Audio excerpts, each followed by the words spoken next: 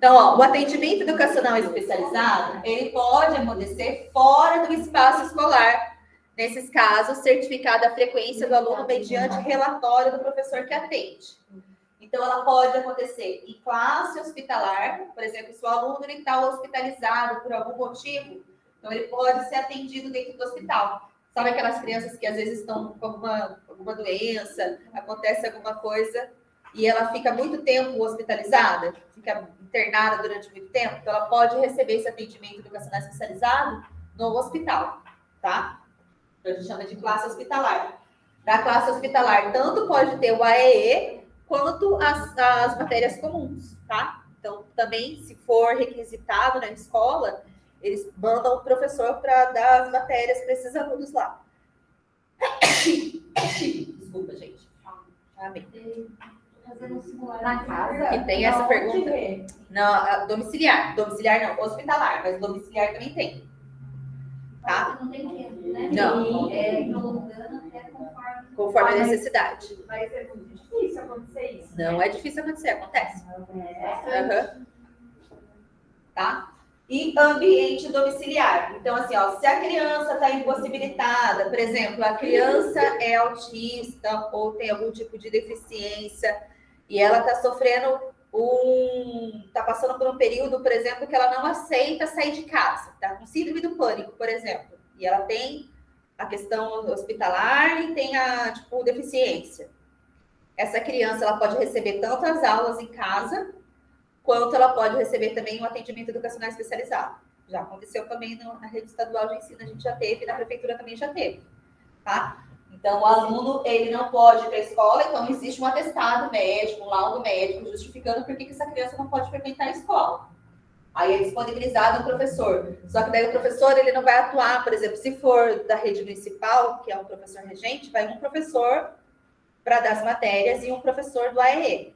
No caso do estado, por exemplo, vai um professor de cada área. Então, um professor para linguagens, um para matemática, um de cada área. Vai um professor de língua portuguesa, artes, história, geografia, um professor de língua portuguesa, artes, inglês e educação física, por exemplo. Vai um professor de linguagens, que vai dar todas essas matérias. Vai um professor de humanas, que vai dar história e geografia. Um professor de matemática e um professor de ciências naturais, tá? Então, vai ser assim, um de cada área. Casos, não só no AE, nos casos. Em todos os casos. Porque assim, ó, se o aluno está lá precisando ele está em ambiente domiciliar e ele é atendido pelo AE, ele também faz parte da sala regular, então ele também vai ter esse atendimento da classe comum, tá? Então, o hospitalar é se a criança está hospitalizada no hospital, e domiciliar se ela está afastada por algum motivo e está no domicílio. O que acontece é assim, você vai levar um período, né, razoável. Então, se essa criança ficar afastada da escola por mais de 30 dias, por exemplo. Vamos supor, a criança caiu, quebrou a perna, as duas pernas, não tem como levar para a escola. Tem que ficar imobilizada lá de um jeito que não pode dobrar a perna, não consegue entrar no carro. Então, essa criança pode ser atendida na casa. Então, quebrou, sei lá, a bacia, né? Não pode mexer, sei lá, pode sair da cama. Então, essa criança vai ser atendida em casa ou no hospital, tá? É isso, atendimento especializado. Não, ela vai receber o atendimento especializado do AEE se ela fizer parte, se ela for aluna de necessidades educacionais especiais. Se ela for uma aluna comum, ela vai receber as aulas em casa só. Mas aí você vai ver quanto tempo está sendo aquele atendimento, né? Se a criança vai ficar fora 10 dias, 15 dias, que dá para ela acompanhar depois, tudo bem. E vai depender da família correr atrás também. Falar, não, eu quero que ela seja atendida na minha casa, tá? Os objetivos das classes hospitalares e do atendimento em ambiente domiciliar são dar continuidade ao processo de desenvolvimento e ao processo de aprendizagem dos alunos matriculados na educação básica, contribuindo para seu retorno e reintegração ao grupo escolar e desenvolver um currículo flexibilizado com crianças, jovens e adultos não matriculados no sistema educacional local, facilitando o seu posterior acesso à escola.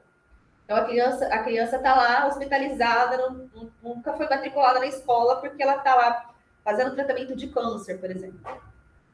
Então, está lá frequentemente no hospital. Então, essa criança vai receber aulas no hospital para quando ela tiver alta dali, ela poder frequentar uma escola comum, tá?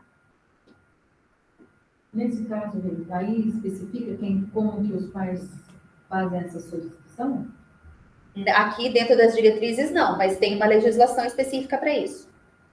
Se os pais procuram escola, Isso. secretaria? Normalmente os pais vão procurar a escola primeiro e a escola vai comunicar à secretaria desse pedido.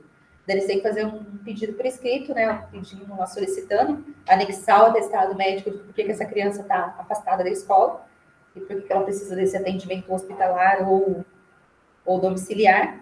E daí é feito um requerimento. Normalmente no hospital, o próprio hospital comunica à secretaria. Então, se a criança está hospitalizada durante muito tempo, aí o próprio hospital comunica à Secretaria da Educação. Mas no caso domiciliar, daí o pai tem que entrar em contato. Eu já vi reportagens, casos, por exemplo, o Hospital do Câncer de Jaú, Isso. tem salas de aula Dentro do hospital. Tá? Mas não sei se domiciliar, né? Mas teve já aconteceu. Aqui em Avaré já teve. A gente tinha uma aluna, só que a mãe é esclarecida, né? Então conhecia a legislação. Mas ela tinha deficiência física, então ela tinha problema de locomoção, ela tinha também dores muito fortes nas pernas, e ela desenvolveu também uma síndrome. Então, tipo, ela tinha medo de sair na rua. Então, conseguiu um atestado médico e ela recebia atendimento na casa. Aos alunos atendidos em classes especiais devem ter assegurados. Então, todos os alunos que são atendidos em classes especiais, o que precisa ser assegurado a essas pessoas, a esses alunos? Professor especializado em educação especial. Organização de classes por necessidades educacionais especiais apresentadas. Então, é aquilo que eu falei. Você vai tentar agrupá-los por necessidade. Então, no estado já é separado por necessidade, no município não. Mas você vai tentar agrupar da melhor forma possível. Você vai colocar o autista com autista, né? Do melhor jeito possível que der para fazer. Deficiente intelectual, você não vai colocar um surdo com cego, né? Vai tentar dar uma homogeneizada da forma possível. C. Equipamentos e materiais específicos. D. Adaptações de acesso ao currículo e adaptações nos elementos curriculares. Atividades da vida autônoma e social no turno inverso quando necessário. Tá? A classe especial pode ser organizada para atendimento às necessidades educacionais especiais de alunos cegos, alunos surdos, de alunos que apresentam condutas típicas de síndromes e quadros psicológicos, neurológicos ou psiquiátricos, e de alunos que apresentam casos graves de deficiência mental ou múltipla. Pode ser utilizada principalmente nas localidades onde não há ofertada a oferta de escolas especiais. Quando se detectar nesses alunos grande defasagem em idade série, quando faltarem ao aluno experiências escolares anteriores, dificultando o desenvolvimento do currículo em classe comum. Então, você vai percebendo aí qual que é a necessidade desse aluno, qual que é a defasagem, então você vai vendo ali, notando que aquele aluno tem dificuldades, né, de acompanhar o ritmo normal da sala de aula comum. A atividade da vida diária é você ensinar o aluno a se vestir, a ensinar o aluno que ele não pode ficar não ter ereção na frente dos outros. Então, isso é coisas da vida diária, são coisas que tornam a pessoa autônoma para ela conviver em sociedade. Então, às vezes, a gente precisa, na sala de recursos, ensinar o aluno a lavar a mão, a usar o banheiro. Então, essas coisas são atividades da vida diária que a gente chama. Tá? E social. Então, como que ela vai se portar, como que ela vai falar. Tá no BD. Tem uma aluna, por exemplo, que ela ama abraçar. Então, se ela vê qualquer pessoa, ela vai abraçar qualquer pessoa. Só que daí a gente precisa ensiná-la de que ela não pode chegar abraçando as pessoas, porque nem todo mundo gosta de abraço e também a gente não sabe o que a pessoa do outro lado está pensando, né? Numa dessa situação, a pessoa pode se aproveitar, né? E ela já está uma moça de 16, 17 anos. Só que a cabeça dela, né, é de 5, 6. Então, a gente precisa ensinar que tudo tem um comportamento. Você não pode chegar abraçando as pessoas, do mesmo jeito que você não pode chegar batendo. Então, você tem que ensinar esse tipo de comportamento. Está dentro das atividades da vida diária. Tá lá, acabei de falar. Não misturar deficiências que não tenham correlação. Exemplo, cegos com surdos, surdos com DI. Então, a gente, quando não tem aproveitamento, né? Tem algumas coisas que você consegue ainda fazer um interagir com o outro e tudo mais, mas tem algumas que você não tem como manter uma interação ali, não tem nenhum aproveitamento. Então, você evita esse tipo de correlação. O professor de educação especial dessa sala deve desenvolver o currículo com a flexibilidade necessária às condições do aluno. E no turno inverso, quando necessário, deve desenvolver outras atividades, tais como atividades da vida autônoma e social, para alunos com deficiência mental, por exemplo. Orientação e mobilidade para alunos cegos e surdos cegos, e desenvolvimento da linguagem, de língua portuguesa e língua brasileira de sinais para alunos surdos, atividades de informática, etc. Gente, aqui está falando também dentro da legislação de educação especial, quando a gente pega a legislação estadual, tem uma legislação que ela permite a criação de classes especiais, tá? Então, essas classes especiais são assim, é fora do AEE. Quando o aluno não tem aproveitamento dentro da sala regular, mas ele não tem, por exemplo, uma PAI, alguma coisa assim para frequentar. Então, vamos supor que aqui em Avaré não tivesse a PAI, mas o meu aluno não tem aproveitamento na sala regular, ele não consegue permanecer lá. Aí é possível, dentro de uma legislação, que você tem que seguir um monte de coisa lá, que eu não vi acontecer até agora, é possível criar uma classe especial dentro da escola, que seria isso aqui, tá?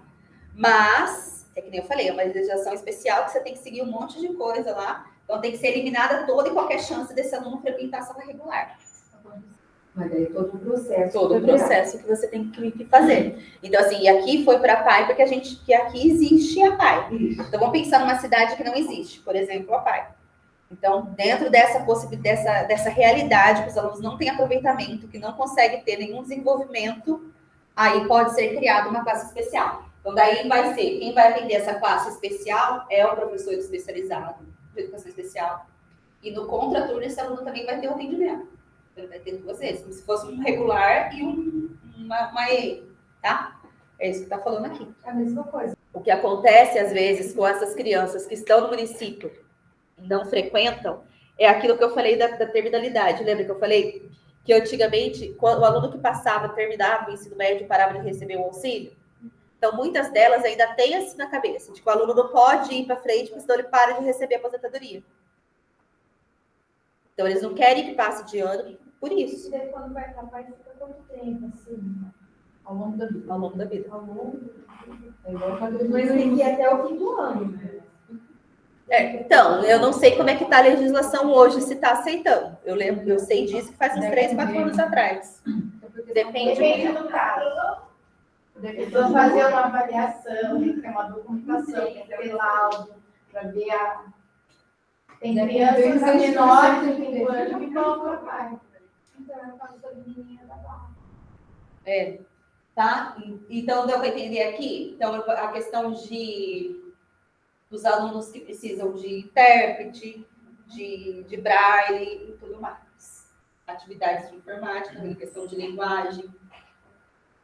Terminalidade específica, ó, chegamos nela. Então, o que é essa terminalidade específica? Quando os alunos com necessidades educacionais especiais, ainda que com o apoio e a adaptação necessária, então a gente fez tudo que a gente podia para esse aluno. Tentou todos os casos possíveis e imagináveis. Chay?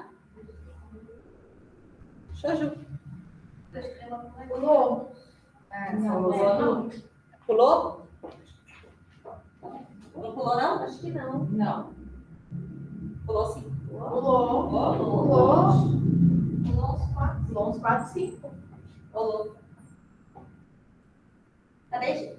Mais um. Aí. Não. Então, esse é o próximo. Eu não tava... Ah, eu estava nesse. Isso. Agora vai nesse. Ah, que susto. Eu pulei uns 10 aí. Foi agora. Terminou, gente, terminou. Para uma educação. Só pulou 6. Para uma educação escolar de qualidade nas escolas especiais, é fundamental prover e promover em sua organização. Então, ó, na educação escolar, nas escolas especiais, o que a gente precisa? Matrícula e atendimento educacional especializado nas etapas e modalidades de educação básica previstas na lei e no seu regimento escolar. Então, a gente tem que garantir a matrícula do aluno. Encaminhamento dos alunos para a educação regular, inclusive para o EJA, Educação de Jovens e Adultos. Parcerias com as escolas da rede regular pública ou privadas de educação profissional. Conclusão e certificação de educação escolar, incluindo terminalidade específica para alunos com deficiência mental e múltipla. Então, se tiver terminalidade específica, a gente tem que constar lá no histórico do aluno. Professores especializados e equipe técnica de apoio. Flexibilização e adaptação do currículo previsto na LDB, nos referenciais e nos parâmetros curriculares nacionais e na BNCC e em todas as outras legislações. Etapas da escolarização dos alunos. Então, a educação especial, ela percorre todos os níveis e etapas de ensino e deve ter início na educação infantil. Colaram na porta do guarda-roupa, é isso? Vamos falar. O AEE oferecido pela educação infantil pode contribuir significativamente para o sucesso escolar desses educandos. Então, quando a gente começa o AEE lá na educação infantil, esse aluno tem muito mais chances de se desenvolver, porque a gente está fazendo o atendimento precoce, né? Está lá, estimulação precoce, né? O currículo a ser desenvolvido é o das diretrizes curriculares nacionais para as diferentes etapas e modalidades de educação básica, educação infantil, educação fundamental, ensino médio, educação de jovens e adultos e educação profissional. Os métodos e técnicas, recursos educativos e organizações específicas de prática pedagógica, por sua vez, tornam-se elementos que permeiam os conteúdos. Então, aqui está falando o quê? Que o conteúdo, os currículos da educação especial é o mesmo dos outros. A gente só tem que fazer as adaptações e flexibilizações necessárias. Vou falar devagar, porque eu quero atropelar. Tá? Então, se cair lá na prova, vou botar aqui. Que existe um currículo diferente, né? Existe um currículo diferente para os alunos com necessidades educacionais especiais. Não. Os alunos vão seguir o mesmo currículo. O que acontece são adaptações e flexibilizações. É um currículo adaptado, tá? Mas é a mesma coisa. As dificuldades de aprendizagem na escola apresentam-se como um contínuo, compreendendo desde situações mais simples e transitórias, que podem ser resolvidas espontaneamente no curso do trabalho pedagógico, até situações complexas e permanentes, que requerem o uso de recursos e técnicas especiais para que seja viabilizado o acesso ao currículo por parte do educando. Então, pode ser coisa simples, você mudar o aluno mais para frente, dar um atendimento mais personalizado ali para ele, ou pode ser uma coisa mais permanente, que ele precisa de uma ajuda de alguém do lado ali o tempo todo, tá?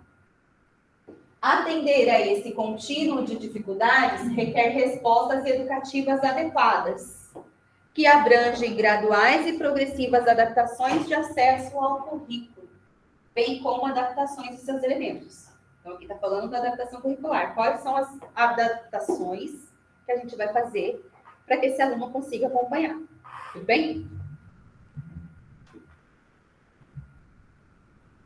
Em casos muito particulares, singulares, em que o aluno com graves comprometimentos mentais e múltiplos não possa se beneficiar do currículo da base comum, deverá ser proporcionado um currículo funcional para atender às necessidades práticas da vida. Então, aquilo que eu falei para vocês. Qual que é a prioridade do aluno da educação especial quando ele chega na escola? Desenvolver autonomia. Porque se ele não sabe ler e escrever, mas ele não usa o banheiro, ele não bebe água sozinho, não come sozinho, não escova o dente, não toma banho, o que eu preciso fazer? Alfabetizar esse aluno? Não, primeiro eu preciso ensinar ele a viver. Depois eu tento alfabetizar, se der. Então, primeiro a gente melhora, a primeira coisa que a gente tem que fazer é melhorar a vida dele. que eu posso fazer que vai melhorar a vida desse aluno? E depois eu vou fazendo outras coisas. Lá na praia, eles têm uma casinha, assim, do lado de fora, e eles ensinam tudo das crianças, né? Tomar banho, Lavar louça, né? cozinhar, tudo, porta, tem uma hortinha lá. Essenciais saem na cabeça da família. Então, na sala de Aí recurso, tá mais fácil. na sala de recurso é uma briga, porque daí chega lá na sala de recurso, a gente fala que o aluno não tem isso, e eles querem que a gente alfabetize, que a gente dê conteúdo. Mas o que você está fazendo com o raciocínio lógico? Falando, viu, mãe, não sabe pôr a roupa. Entendeu? É difícil. É habilidade. Parênteses. Fecha parênteses. Tanto o currículo como a avaliação devem ser funcionais, buscando meios úteis e práticos para favorecer desenvolvimento das competências sociais, acesso ao conhecimento, à cultura e às formas de trabalho valorizadas pela comunidade e a inclusão do aluno na sociedade.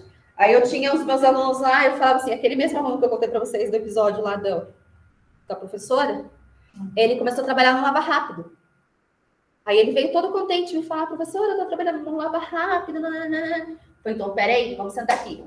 Aí peguei todas as notas de dinheiro, fui mostrando para ele, falei, quanto você ganha? Fui mostrando, o que você faz com o seu dinheiro? Daí fui mostrando para ele, não, ser enganado. Você ganha por lavagem de carro, então você tem que ganhar tanto. Cada carro você tem que ganhar isso aqui, ó.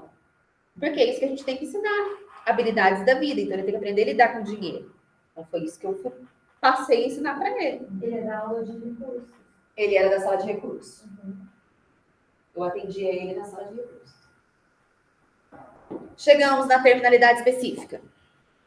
Então, quando o aluno ele tem necessidade educacional especial, a gente fez de tudo, promoveu todos os apoios, todas as adaptações, e esses alunos não alcançaram resultados de escolarização previsto no artigo 32, o desenvolvimento da capacidade de aprender, tendo como meios básicos o pleno domínio da leitura, da escrita e do cálculo. Porque não teve, a gente pode, esgotadas as possibilidades apontadas no artigo 24, 26 e 32, as escolas devem fornecer-lhes uma certificação de conclusão de escolaridade, denominada terminalidade específica.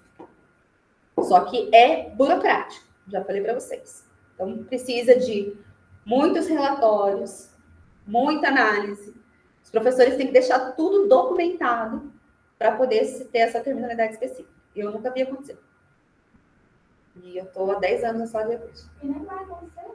Não é vantajoso para a rede regular. Você deixa de ter um.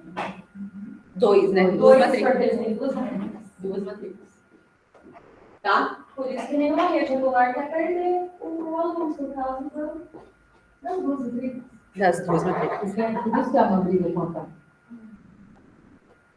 Porque a partir do momento que esse aluno deixa o município, deixa o estado, ele vai ser aluno da PAI, ele vai receber por esse aluno é a PAI. E mesmo quando ele recebe a terminalidade específica, se acontecer, ele tem o direito de frequentar, por exemplo, uma PAI. Tem. Se ele tiver atendimentos, né, na saúde, terapias, essas coisas continuam. Ele não perde a deficiência, né? Ele não deixa de ser deficiente. A educação profissional do aluno com necessidades educacionais especiais é um direito dele e visa a sua integração produtiva e cidadã em sociedade, na vida em sociedade. Deve efetivar-se nos cursos oferecidos pelas redes regulares, públicas e privadas, por meio de adequações e apoio em relação aos programas de educação profissional e preparação para o trabalho, de forma que seja viabilizado o acesso de pessoas com necessidades educacionais especiais, de cursos de nível básico, técnico e tecnológico, bem como a transição para o mercado de trabalho. Então, assim, na ETEC, teve já o Jefferson, né, que é deficiente visual. Ele frequentou a ETEC. Só que ele frequentou o ensino médio lá, mas lá foi feitas as adequações para ele conseguir. Acho que ele fez o curso técnico à noite, acho que fez de administração. se eu não me engano. Mas é a única pessoa assim, que eu conheço que teve algum tipo de deficiência que frequentou lá. Daí tem, assim, física, eu já vi, né? É mais comum, né? Mas deficiência, assim, surdez, deficiência visual, deficiência intelectual, são raros que fazem parte do ensino profissionalizante, né? Então, a gente vê nesses serviços mais, desses trabalhos mais que não precisam de cursos específicos, né? Que nem é o caso do Léo, que trabalha lá no Pinheirão. A gente vê o caso A Fundação Padre Emílio faz esse trabalho, né, com os meninos. Eu penso até que de uns 15 anos para cá, melhorou bastante essa questão de inserir os meninos na vida social. E até tem alguns que ainda são vinculados à fundação, eles moram lá mas ainda. residem em outras casas. Então, acho que tem 2 casas, não sei se tem mais, mas eu sei que tem 2, e moram em grupos, né? Eu falo meninos, mas são todos homens já, de mais de 40 anos. Tem acho que alguns que são funcionários da prefeitura, tem um que Tem o que? Varredor de varredor, rua. tem um que trabalha no setor de entrega de alimentação nas escolas. Então, tem vários. Então, eles fazem, não chega a ser um ensino técnico, né? Mas eles tentam ser bastante lá na sociedade. Da própria fundação, tem aqueles cursinhos, eles fazem os cursinhos rápidos, né? Tipo curso de pedreiro. Sim. E daí eles aprendem lá a fazer massa, né? Ser o servente. Então, tem de panificação, né? De fazer queijo. Então, eles fazem esses tipos, né? Na usina, isso. Também. Então, existem esses tipos, mas eles não são tão vinculados à escola que a gente vê, né? O curso profissionalizante. São mais vinculados a outras secretarias, que nem esses que eu estou falando, lá do Rural, lá, como é que chama? Sindicato Rural. O Sindicato Rural promove alguns cursos desses, e daí eles fazem, tá? Então, tem algumas coisinhas assim. Essas adequações e apoios que representam a colaboração da educação especial com a educação profissional, inclusiva, efetivam-se por meio de quê? Flexibilização e adaptação dos recursos instrucionais, material pedagógico, equipamento, currículo e outros. Capacitação de recursos humanos, professores, instrutores e profissionais especializados. Eliminação de barreiras atitudinais, arquitetônicas, curriculares e de comunicação e sinalização. E encaminhamento para o mundo do trabalho dos alunos e acompanhamento dos egressos. Então, o que eles estão fazendo, para onde eles foram, se continuam no trabalho, se não continuam. Tudo bem?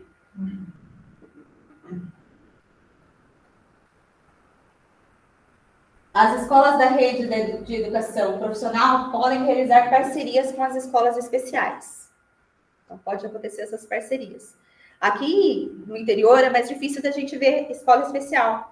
Mas lá, por exemplo, em São Paulo, tem escolas específicas, né, para surdos, tem escola específica para cego, tem escola específica para deficiência intelectual.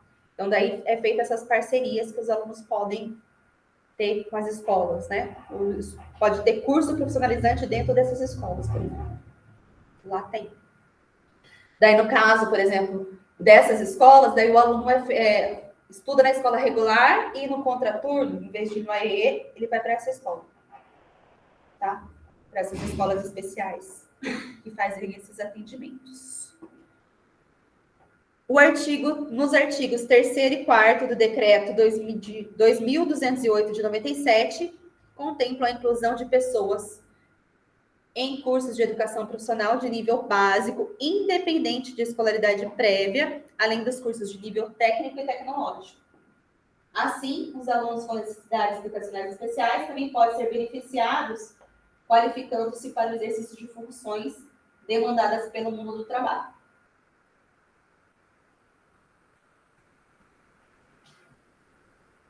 Agora acabou? É isso, gente.